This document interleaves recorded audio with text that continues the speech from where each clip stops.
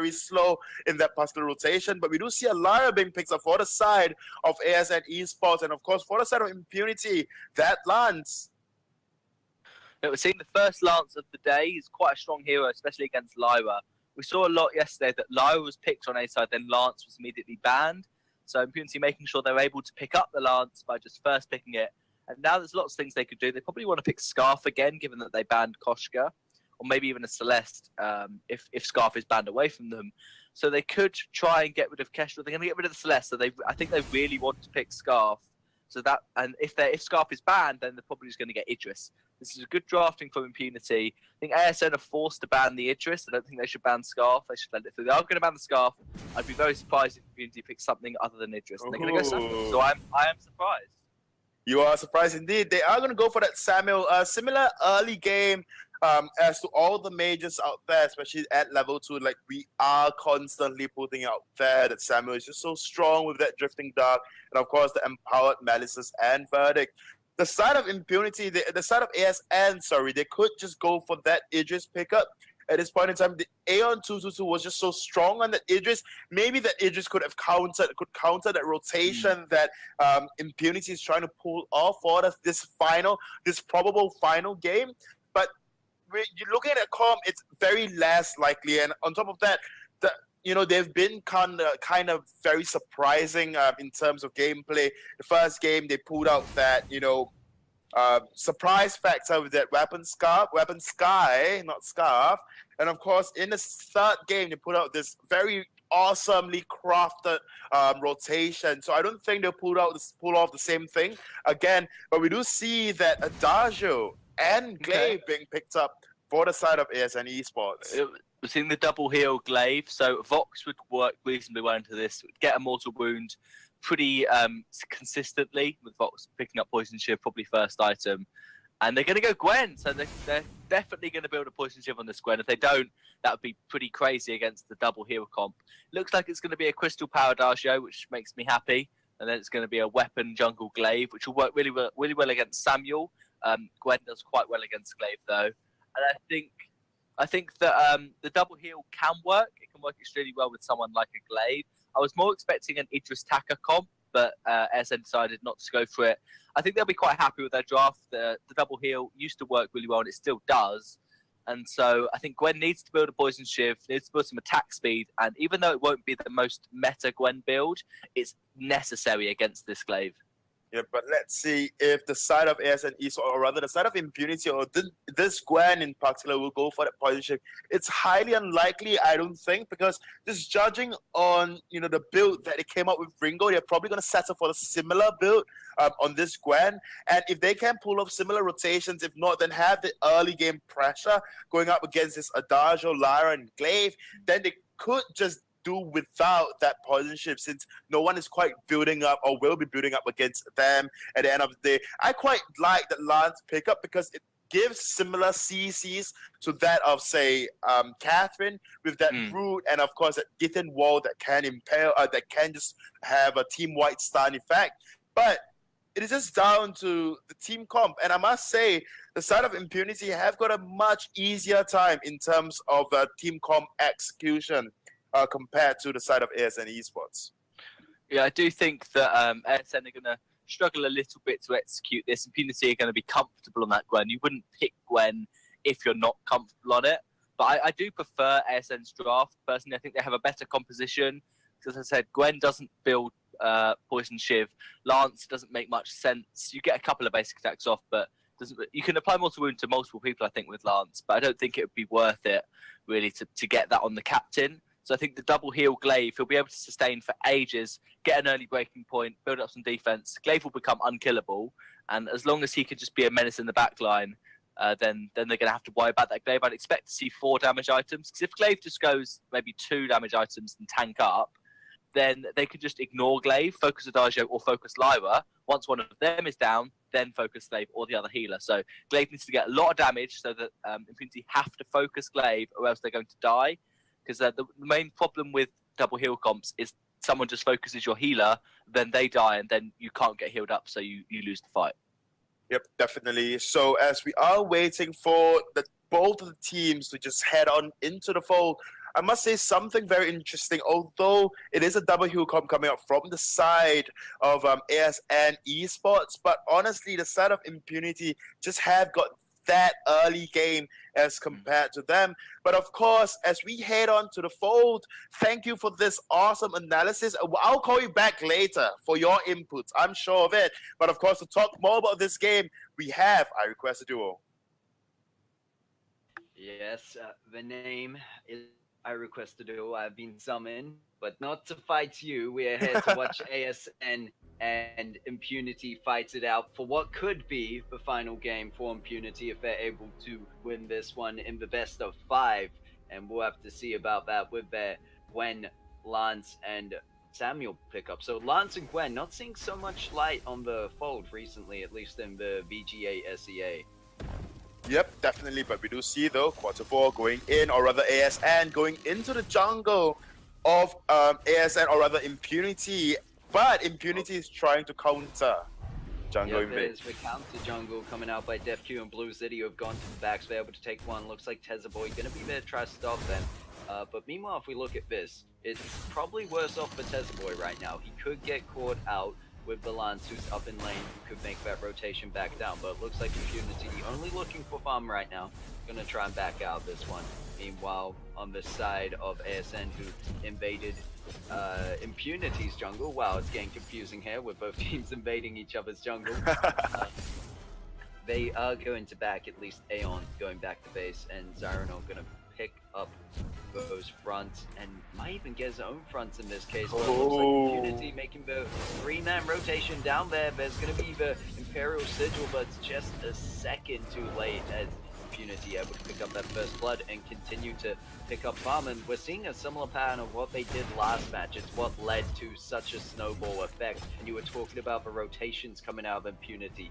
Is just more so what they were able to get out of these rotations, and good bit of vision, able to spot out Aeon is trying to go down to the enemy jungle then try to steal back some farm, but Impunity instead going to starve out ASN by doing this method. And if they continue to do it, if we're going to see something similar, which I'm not quite sure right now, as I imagine DefQ on this Gwen more than likely going to build a tension bow, it's not going to be the similar factor of seeing a Scarf and a Ringo, what we saw before, but they should still be able to land a fair amount of damage down. And if they go for that kind of route, then, well, talking about routes, Portavoy going to root Aeon and get the kill. Now 3 kills in the name of Impunity here, but I'm looking as to whether Impunity are going to be objective focused again and just build a lot of damage in the hopes to get early objectives. That way they're going to get the gold from the objectives, so they get a gold advantage, and they're going to get the map advantage, which just helps them so much more with the playstyle they like to do with these rotations.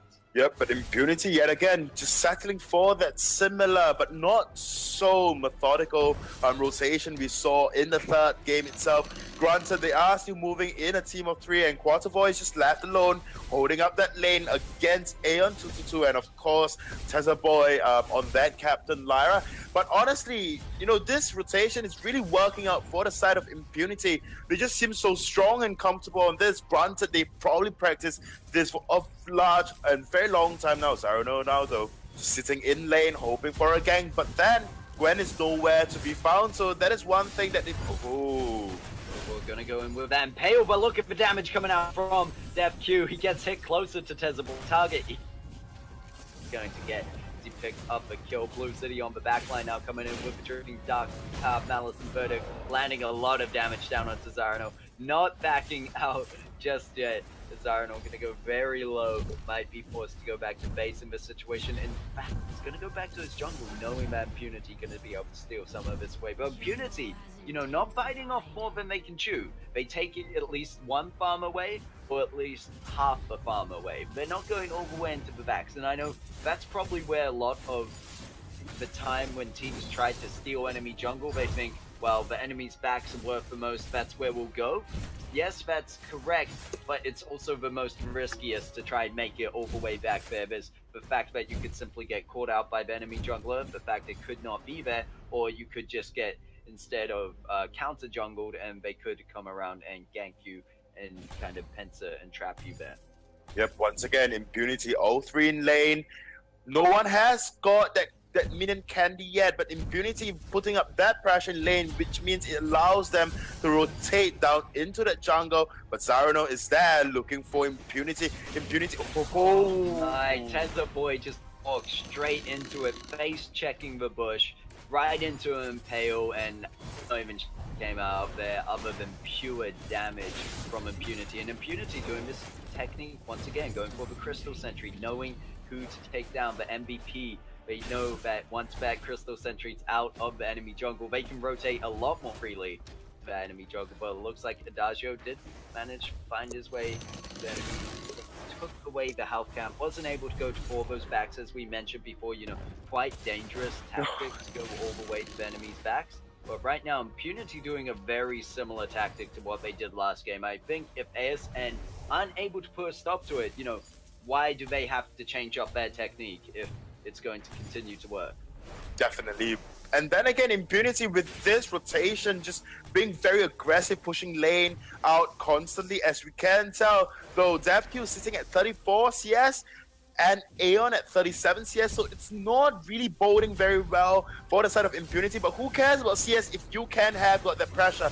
Ooh, Zarano. Ooh, there's going to be the ace of Ion. Not going to be enough once again. It looks like Tesla Boy just too late for every single time that Zarano gets caught out, and it's either Zarano getting caught out or Tesla Boy himself getting caught out by going to try to save him.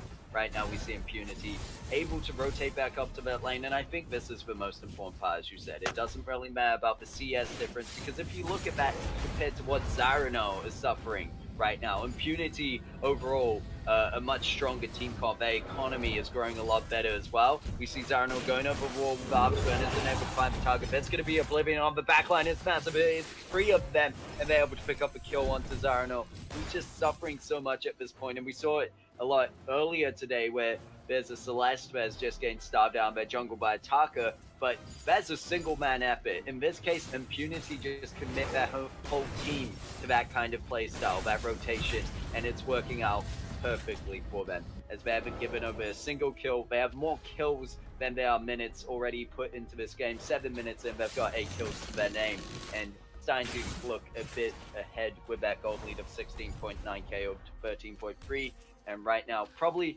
just starting to build up before they go for that full push on the turret. And you see they're still getting objectives out of the kills. They gained this Crystal Sentry, and there's only 1 life remaining on that. And if it's anything like last match, that's going to be gone within the next minute or 2.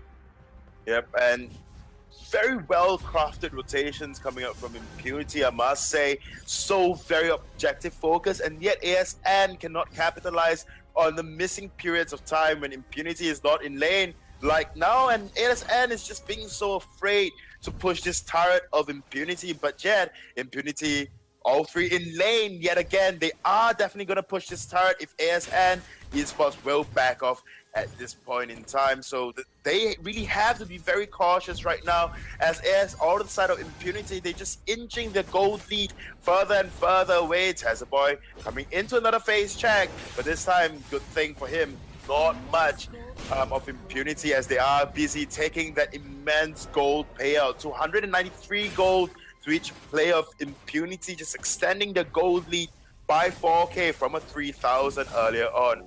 Amazing Impale into the Giphian done. And I won't give up for Quarter War earlier. I would just move the gold mine away with that Giphian wall and just really secure it for the team. Blue City, however, doesn't look like he's going to be caught out. And you're right, ASN on in the right place at the right time. And meanwhile, Impunity seems to just always be everywhere when they need to be, because they're sticking together as a team. Even though Blue City gets hit out by the Afterburn, they're there to follow up with the damage, putting Zarano very low. The Imperial Sigil, however, going to save his life. Impunity going to back off there. They know they need to wait. DevQ now low on energy and needs the tension bow proc up once again, but it looks like it would be.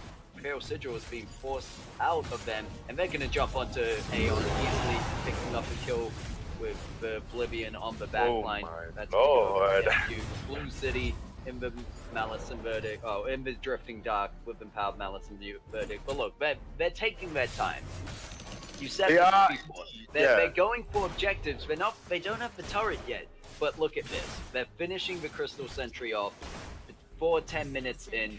They're just furthering their gold lead at this point, but DevQ's in a dangerous situation. Zara trying to do what he can to get to the backline to find DevQ, but the peel coming out from Cordovar just too good at the moment. And look, they've got 23.3k over to 18k, and they've already hit that 5k mark at 10 minutes in, and that's just amazing for a team to go there, because a lot of the teams we see don't have that kind of advantage because they end up being gained that advantage when they get the first turret. Impunity have done something completely different here with their rotations, and it's just I don't know what to say. I'm a bit lost for words because they're doing it so well. Yeah, I mean, they are very methodical in terms of how they move. It's almost as if they're dancing, to be exact. But ASN Esports just very haphazard in terms of how they are playing right now. Blue City just poking Tazzaboy down. Ho ho. There's going to be the Impale to secure the turret as well as the possible kills onto Aeon, but they're turning this one around. They're focused DevQ. There's going to be the Oblivion. It's going to put Aeon to sleep, and there's an instant Impale coming out from Cordovar, able to pick up a kill. Blue City now in that Drifting Dark. Doesn't have much energy, but should be able to use Corrupted Genius to get that back, and is able to follow down, pick up the kill onto Zyrano, and now Tezzaboy on the run. You have no Crystal Sentry to save you in your jungle, so I'm not sure where you're going. And Blue City just going to try his best to keep up with it, and in the end going to be able to pick up that kill. Not quite the ace, however, as Aeon is back on the fall, but now you see the breathing room that Impunity have, as well as the gold lead. Yes, they gave over the kill of DevQ, but right now, Impunity, massive. Yep, massive indeed. And honestly, I mean, I'm quite lost for words right now as to how methodical they are playing as compared to the second game with that Graze, or with Cordovar and Graze. Had they played that way, then probably Graze could just go for like 6 shatter glass and they would just win that game. Honestly though, but ASN Esports, one flaw coming up from them, especially going up against a rotation like this, is the fact that they constantly try to go in for the solo plays. Like we saw Zyrano just kept getting caught out, going in to try to steal that gold, or rather that mid killing one time, and just gone immediately.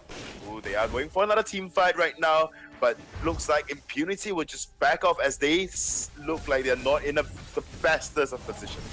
Yep, they're waiting for that Bright Bulwark to go down. Ace High just going to miss, but the Oblivion manages to land onto Tezzaboy, and they're going to pick up Aeon in that brush instantly. There's no Imperial Sigil, no Bright Bulwark that's going to save them. Cordovar with the Impales. No one to follow through, but I just have to give it to Cordovar for playing well. The turret, once again, doing turret things in 2.7. Oh my.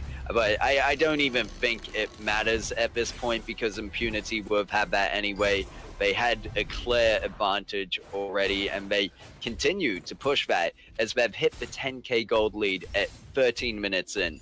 They're seeing at 33.9k over to 23.9 on the side of ASN. And I believe I've only seen one other team do that, and that was a fight between... It might have even been Infamous against Impunity, and Infamous putting Impunity down this way of getting a 10k gold lead at 10 minutes in. Yeah, but ASN looks like they want to respond to this gold lead, but trying to push this lane, but Cordovar is just so tanky right now. Yep, already with those War Treads, Fountain, Crucible is just unstoppable. There's going to be the not from outside, Ace. The double kill, however, going over to Blue City. He might follow through, trying to get the triple. Is Impale going to miss? Tezzaboy doing his best to prolong this one, trying to find the base. Impale gets him at the last second, and they're able to pick up the ace and the anchor turret. Right now, I'm really not sure what ASN can do to turn this one around. You know, we say 10k gold is the point of no return. And in this situation, right now, they're above that. They're already sitting at the 12k gold lead at 37.8 over to 25.9. So right now. They could go for gold mine if they want. No one's stopping them. I just don't know what to say. MVP was gone. They took him out. They knew that's for pro strats what it is. Luxury, you take out the MVP. Yeah, but at this point in time, they can just walk into the base of ASN Esports, and ASN probably would not have an answer for that as well. And if Arthur was here, Arthur would just say, oh, the humanity. But for me, I would just say, bless your heart, ASN Esports, bless your heart. And on top of that, bless your soul as well, because there is really nothing the side of ASN Esports could possibly do to change this around. But of course, I might just, just bite my own words and bite my tongue as Impunity is going in, or rather Quarter 4 is going in, rolling in, hoping to find someone, hoping to find two as well. But Impunity is just ignoring the existence of ASN.